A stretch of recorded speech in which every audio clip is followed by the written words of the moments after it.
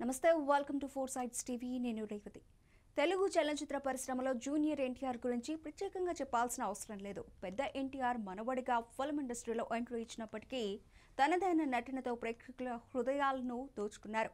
నటనతో డాన్స్తో విపరీతమైన క్రేజ్ను సొంతం చేసుకున్నారు. ఇక ఆర్ఆర్ఆర్ మూవీతో వరల్డ్ వైడ్గా ఫేమస్ అయ్యారు. ప్రస్తుతం జూనియర్ ఎన్టీఆర్ కేవలం 2 తెలుగు రాష్ట్రాల్లో మాత్రమే కాదు గ్లోబల్ స్థాయిలో క్రేజ్ సంపాదించుకున్నాడు. ఈ నేపథ్యంలో ఈ హీరో పేరు, ఇమేజ్ వినియోగం ప్రపంచవ్యాప్తంగా పెరిగింది. ఈ క్రమంలోనే తనకు ఎదురైన చేదు అనుభవంపై కోర్టును ఆశ్రయించాల్సి వచ్చింది. ఇంతకీ మ్యాటర్ ఏంటంటే జూనియర్ ఎన్టీఆర్ తన వ్యక్తిత్వ హక్కుల రక్షణ నిమిత్తం ఢిల్లీ హైకోర్టును ఆశ్రయించారు. ఆయన తరఫున సీనియర్ న్యాయవాది సాయి దీపక్ పిటిషన్ దాఖలు చేశారు. E commerce sites, social media వేదికల్లో కంటెంట్ ఎన్టీఆర్ వ్యక్తిగత హక్కులను ఉల్లంఘించేలా ఉందని న్యాయవాది సాయి దీపక్ కోర్టు దృష్టికి తీసుకెళ్లారు.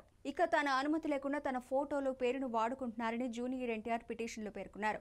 పిటిషన్పై విచారణ చేపట్టిన జస్టిస్ మన్మీత్ ప్రీతం సింగ్ అరోరా పిటిషన్ను ఐటీ నిబంధనలు 2021 కింద ఈ కామర్స్ వేదికలు, సోషల్ మీడియా కంపెనీలు ఫిర్యాదుగా పరిగణించాలని పేర్కొన్నారు.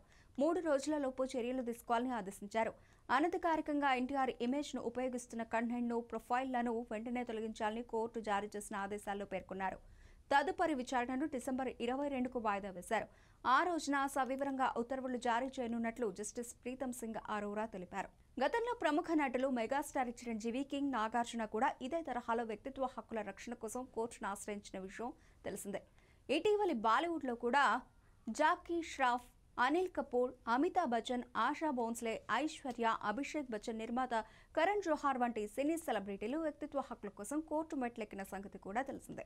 తమ ఫోటోలు, పేర్లు, వీడియోలను అనుమతి లేకుండా ఇతరులు వినియోగించరాదని కోర్టు ద్వారా ఆదేశాలు పొందారు. సదరు వ్యక్తుల అనుమతి లేకుండా పేరు, ఫోటో, వీడియోలు ఉపయోగించడం చేయకూడదని సంబంధిత కోర్టుల నుండి ఆదేశాలు వచ్చాయి. తాజాగా జూనియర్ ఎన్టీఆర్ కూడా ఇదే తరహాలో రక్షణ కోరుతూ కోర్టును ఆశ్రయించారు.